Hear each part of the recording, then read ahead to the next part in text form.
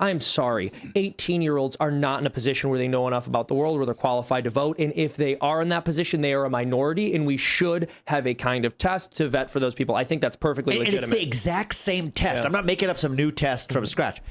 It's the exact same test we've decided that an immigrant has to pass in order to become a voting citizen of this country. I'll give you examples of what they ask in the test. I mean, how many branches of government are there? What are they? What branch of government does the U.S. president lead? Is it so objectionable to say if you're voting for U.S. president that you know what branch of government the U.S. president actually leads? I think it is not. But if you want the ultimate civic privilege in this country of voting before the age of 25, then pass the darn civics test. And if tests aren't for you, then serve the country for 6 months, either in the military or in a first responder role. So Vivek Ramaswamy, as you know, the rising star in the GOP field, went on the Tim Pool podcast the other day and was, I would say, questioned, right, on one of his more controversial ideas that he's running on, which is this whole idea to raise the voting age, right? In short, I believe he wants to raise the minimum voting age to 25 years old. And then if you don't want to wait till 25, you have to either pass a civics test or serve in the military, right? And this idea, as you could imagine, is kind of controversial. Even some right-wingers have came out and said they don't think it's a good idea. For the record, I don't know how well it would fly in a general election per se, but overall, right, I like the idea, and at the very least, I like the conversation that it is starting. That is my personal take on it, because I think we need to have a serious dialogue about what it truly means to be an American citizen, and what it truly means to participate in voting and the American Republic, right? Because over the past few decades, especially since the 1960s, we've had this idea that America is this open democracy for all and everyone should participate, and high voter turnout is a good thing, all of this stuff. But it should be pointed out, right? That's not how the founding fathers viewed American democracy, right? They did not view voting as this thing that just should be handed to everyone. It was, you had to earn it, right? It is a privilege that should be earned, and it's a privilege that is earned by participating and contributing to society itself, right? And so I think, and that's how it was viewed for a large share of American history. We have this very contemporary idea that we're founded as this democracy, that equal representation and everyone should be participating in. But just to tell you the honest truth, what the founding fathers understood, if you read the Federalist Papers, is actually that a lot of people are stupid out there. The average American is kind of quite stupid. And so it should be a legitimate question. Should everyone actually be voting? How should we view voting? And here's Vivek Ramaswamy, again, kind of addressing this idea of his. And so let's take a listen here. Here's him explaining why he believes the voting age needs to be raised. I was going to make was this about citizenship. Right? Such an interesting concept to ponder. Hey, what does it mean to be a citizen? The way we think about it today, I think it's a feature of the modern moment we live in. Yeah. We're taught to think about it in terms of, what do I get? Yep. Right? What do I get if I'm a citizen? It's something that I go get. What do I enjoy? My rights. What does that give me? I'm going to challenge that. It may be a little bit uncomfortable, but it should be more familiar than strange. What does it actually mean to be a citizen? For much of our history, women couldn't vote, right? So you might say being a citizen means you vote. Oh, you get this thing. I get this thing. I get to vote. Well, for much of our history, let's use the case of women. Women couldn't vote, but they were still citizens. So, maybe there's something else going on here with respect to citizenship that isn't entirely about, or even mostly about, what I get. Maybe, just maybe, think about it for a second. Try it on. What I say to people who might disagree with me, and I try to practice what I preach too, is you get a new idea, try it on like a set of clothes, see if it fits. If it doesn't fit, you can put it back on the rack. Full refund policy, okay? But just try it on like a set of clothes for a second. Maybe citizenship is actually about obligation. I agree. I like that a lot. Maybe citizenship is actually about duty. Maybe that's actually what the whole thing is about in the first place.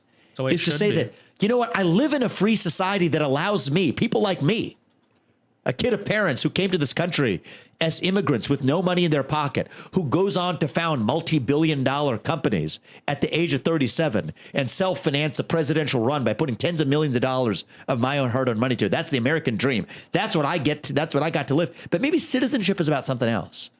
Yeah. Citizenship's about duty. I mean, that's the Reagan quote, right? Ask not what your country can do for you. Ask for JFK, sorry. Yeah. Mixing up all my presidents Reagan today. probably said it too. But Reagan, you know, Reagan we said all it, not in so many words, but he said it, right? Right. So, Yeah. But see, that's the thing is that, the way I would do this is a little bit different. But like I said, it's just important that we're starting a conversation about it. I would make it to where you have to be a property owner and kind of the head of that property ownership to vote, right? Because the way I see it is, okay, if you're 18 years old, and don't get me wrong, this would disenfranchise me, but I don't really care. Everyone comes to me and says, Vince, don't you understand you wouldn't be able to vote with that system? I say, okay, and like, I don't care about voting. Why do people have such an ego trip about this? I would much rather live in a safe and stable and functioning country where I can raise a family than check a stupid box for a broken democracy that, you know, all just sucks and provides a terrible quality of life for everyone. Okay, just saying. But the way I would do it is I think you have to go and be a property owner, right? Because at least something about that communicates, well, I've put in my dues, I've kind of generated something to the economy, and now I go and buy the property, right? Whereas when you're 18 years old, you just graduated high school, what have you contributed? What have you given back to America? You've actually given back nothing when you think about it. All you've done is take from it, right? You go to school, you get public schooling and all that stuff. So the government has given you stuff, the society has given you stuff. Not saying that's a bad thing, obviously, but all you've done is take out of the system. And then at 18 years old, you're just saying, okay, go vote, you know, go put into the, I don't think it should be like that. I think you should have to put something into the system before you're able to help influence it and make those decisions. So, you know, at the very least, if you were to raise it to say 25, hypothetically, you know, at least by 25, it's not perfect because what about the 25-year-olds who don't do anything? But still, regardless, at least in general, people will have more so contributed to society than taken from it. I don't believe voting should be seen as a universal right. I think it's a privilege that should be earned. And think about this in anything, right? In order to want to make decisions in an organization, at a place of work, even in your family or whatever, are you allowed to just come in when you've contributed nothing to it and just make all the decisions? No, there's an expectation, right? You should have to contribute and kind of be a participating part of this before you can help steer it and make those decisions. And so I think the same thing should apply to government, should it not? Well, you can come to me and complain, but the founding fathers thought the same thing. Most Americans throughout most of history thought the same thing. It's this very contemporary idea that vote at 18, right? So, you know, it's true. Anyways, let's continue. Ask what you can do for your country. And there is a does not. There's much more. Rights standing is basically as follows. Well, you have rights and you just have them. You can't explain how or why. Right. Maybe we'll reference God. Maybe, you know, if we don't believe in God, but we do believe in rights, it's like the invisible morality particles that float around us. I have no clue, but we just have these rights. And then when you exercise your rights, sometimes you incur responsibilities. I believe it is the exact opposite. There are things you are made to do as a person. And because you are made to do these things, you have an obligation to do them. For example, a man has an obligation to care for his family. Because he has an obligation to care for his family financially and provide for them, that means he has a right to seek out licit methods of providing for them uninterfered with. Or a person has a duty to protect themselves. If you have a duty to protect yourselves, then you have a right to the best possible tool necessary for protecting yourself, which is why we have something like the Second Amendment. But I find that almost everyone in politics gets this entirely backwards. They say you have the right and then the duty, but the truth is, no, you have the right because you have a duty. Yes, and that's absolutely so in a simple framework. That's what I'm saying is, at the age of 18, you think about, okay, I have an obligation to at least serve or at least to know something about the country, and then I have an equal voice and vote in determining that direction. But that policy, like, you know, I've gotten into a lot of discussions in the last few months about it. It's almost obsessing over the detail with false precision about one idea that's part of a broader worldview that I bring to the idea of citizenship in this country itself. That's my thing too. You know, I've had so many people come to me when I said this was a good idea, and I don't know, it's just kind of narcissistic thing of, well, no, I don't like it that way. It should be this way. I'm like, okay, fool, listen. Because when I came out and said this was a good idea, I had so many people saying, no, that's the wrong way to do it, Vince. You're cringe. The point, okay, listen, understand this is not going to happen anytime soon. The point is we need to have a conversation about raising the bar to voting. And people are so fixated on the specifics of this instead of realizing the greater point, which is basically what the Vivek campaign is about, starting conversation, right? Bringing ideas into the fold. And I think this is an important conversation that needs to be started. And, you know, if he's the messenger and he has his ideas to start the conversation, I'm all for it, 100%. I think we need to revive that idea of civic duty. And we've fallen into the trap of thinking that American identity is all about individualism, right? Mm-hmm. That it's just about me, me, me. And I don't apologize, by the way, for free market capitalism. I'm an unapologetic embracer of free market capitalism, the best known system to man to lift people up from poverty. But I just don't think that's the whole story. I think there's a separate and important, equally co-equal story that we're also part of a nation that's bigger than the sum of its parts, that we as citizens, not as capitalists, but as citizens owe a duty. It's a really good point, too. To that nation. Right? So 1776 was the year of the birth of the nation. That was the year of the wealth of nations. That was Adam Smith's famous text. Yeah. It was also the year of the Declaration of Independence. And I think that you know, if I were to tell you the truth, too, a lot of right wingers don't really get this. But the biggest thing that has killed America is actually individualism, hyper individualism, over individualism, right?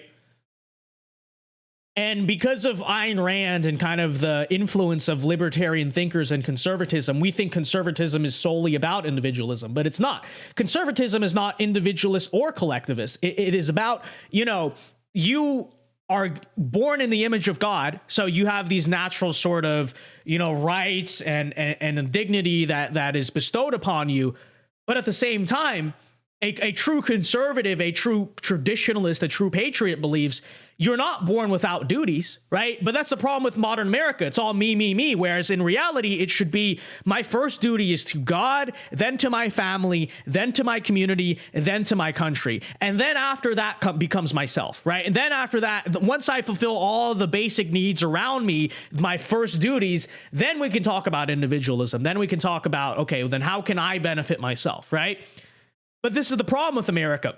Everything is me, me, me. You know, the first thing is how can I do it for my benefit? No one believes they have any duty to anything around them. This is why families are falling apart. This is why communities are falling apart. This is why the country's falling apart, in short, right? And so I'm very glad he brought up this point, which is this over individualism, which I would argue actually leads to collectivism, right? What happens when you give up God, family, community, country? Then what kind of comes in the power vacuum of that individualism? Communism, socialism, leftism, right? All of these things I'd argue one leads to the other, but still regardless.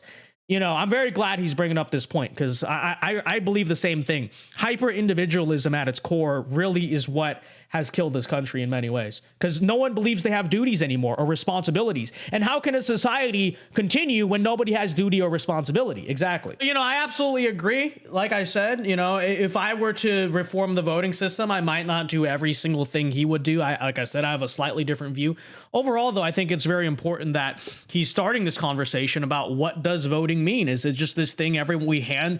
And even think about the way we do our system, right? Do we just hand ballots to everyone?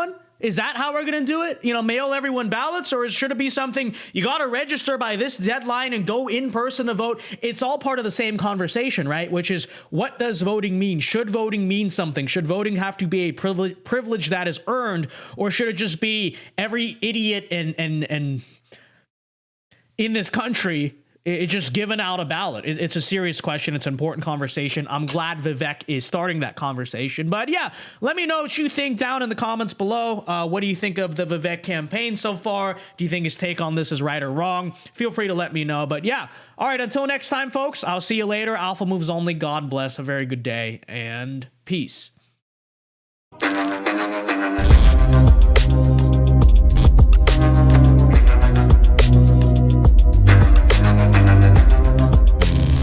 Hey guys, Vince Dao here. Hope you enjoyed that clip from the Vince Dao Show. If you did, be sure to leave a like and subscribe if you are new to the channel. And be sure to check out the Vince Dao Show live every weeknight here on this channel at 8 p.m. Eastern Time. It is a great show. Many are saying this.